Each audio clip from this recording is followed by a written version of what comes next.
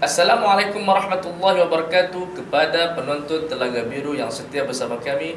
Hari ini saya ingin membicarakan tentang hukum bermain sukan yang berisiko tinggi seperti terjun dari bangunan, terjun dari gunung, lumba kereta yang kadang-kadang membawa kepada bahaya, res motor dan sebagainya.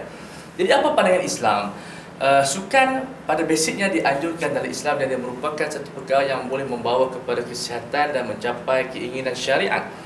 Tapi yang menjadi masalah mutakhir ini, sebagian sukan yang berisiko tinggi dibawa kepada anak muda. Jadi apa pandangan sekarang ni, kadang-kadang kita terjun bangunan yang kadang boleh mengorbankan nyawa. Jadi perbahasan ini dia lebih dekat kepada makruh ke haram.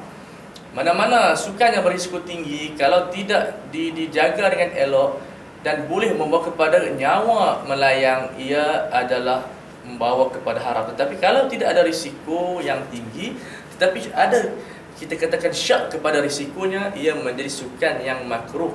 Tapi yang lebih elok kita mencari alternatif sukan yang berfaedah, yang boleh membina anggota badan. Kenapa kita nak pergi mencari sukan yang boleh mengorbankan nyawa kita? Nyawa kita amat bernilai.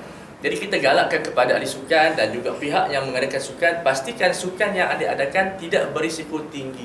Kerana apa? Nyawa kita amat bernilai.